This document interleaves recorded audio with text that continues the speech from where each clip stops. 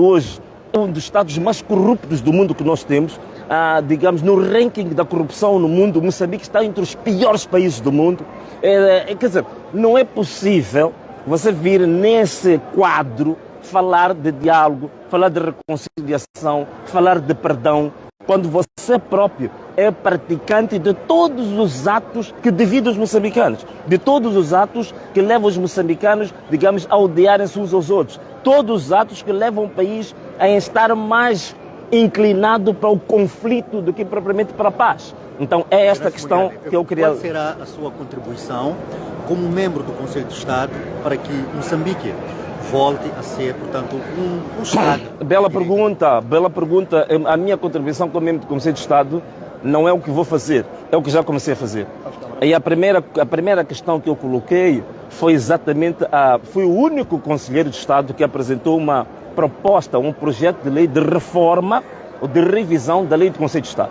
E a revisão da lei do Conselho de Estado que nós colocamos é para que o Conselho de Estado seja mais interativo com o povo, o Conselho de Estado esteja mais próximo do cidadão e umas propostas concretas que estão lá nesta lei, eu aconselhava os jornalistas a reverem, vão ver que se isto for aceito, o Conselho de Estado vai ser de fato uma unidade em que de fato as pessoas encontrem como um interlocutor, como um porta-voz das suas aspirações, dos seus choros, das suas aflições. Neste momento, o Conselho de Estado é um organismo elitista, o Conselho de Estado é uma organização ou um órgão do Estado que não comunica, que não ausculta e que não reflete aquilo que é o choro do próprio povo. Então eu já comecei, este é o primeiro exemplo em concreto que eu apresento, e é isto que eu vou fazer. No Conselho de Estado não vou lá para tomar café, não vou ao Conselho de Estado à procura de privilégios, eu vou ao Conselho de Estado como uma oportunidade para continuar a defender o meu povo, como uma oportunidade para continuar a exigir com os 5.000 cidadãos moçambicanos que estão presos desde outubro do ano passado, de forma ilegal, possam ser libertos. Que as famílias, mais de 400 famílias que até hoje perderam seus parentes, têm que ser compensadas.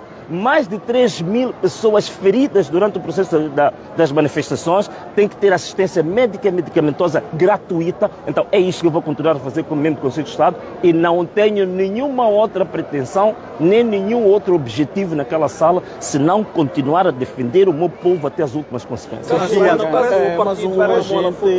que foi morto brutalmente na manhã de hoje. Nas redes sociais associa-se este indivíduo à morte de vários moçambicanos, um dos quais Elvino Mondlane, Elvino Dias. Quero deixar algum comentário? Sim, olha, existem, ainda bem que tu me fazes essa pergunta, porque eu não vou fazer essa conexão, porque isso é uma questão de investigação. Mas vou dizer uma coisa, aqui está mais um elemento que prova que nós não estamos reconciliados. O Elvino Dias foi morto perto da zona do Pulmão. Na zona do Pulmão, tanto o BCI, tanto o Standard Bank, como a Embaixada da Rússia, como as câmaras que estão montadas ali ao longo da Via Rápida, conseguem ter imagens elucidativas evidentes de quem assassinou Elvino Dias. E o assassinato de Elvino Dias não tem esclarecimento hoje, não é porque estão em investigação, é porque pura e simplesmente a Procuradoria-Geral da República e os esquadrões da morte estão numa parceria perfeita. Elementos de prova para saber quem matou Elvino Dias existem e estão na tutela da própria Procuradoria, da Polícia e das autoridades de justiça deste país. Então, este exemplo que estás a levantar, para mim, eu coloco como uma hipótese muito válida, porque existem provas mais do que evidentes, não é só o caso de Elvino Dias, existem provas mais do que evidentes sobre a morte do professor Sistak e tantos outros foram assassinados. Mas até este momento, todos os requerimentos que nós fizemos para pedir esclarecimentos sobre este caso, dizem que o caso está em investigação, o processo ainda está sendo tramitado. Então, é um exemplo concreto de que não basta só estar a falar de diálogo e passar nesses carros luxuosos que a gente está aqui a ver. Não basta só estar a falar de diálogo inclusivo e depois saírem daqui para os seus palácios, para baixo do ar-condicionado, com bons salários e usar milhões de meticais para essa comissão técnica, quando nós temos um povo que está sendo massacrado. Nós temos polícias que até hoje são chamados e comparados com cães. Quando nós temos polícias que não têm alimentos, nós sabemos, na zona de Buane, que os polícias até tinham que ir caçar cobras no mato para se alimentar.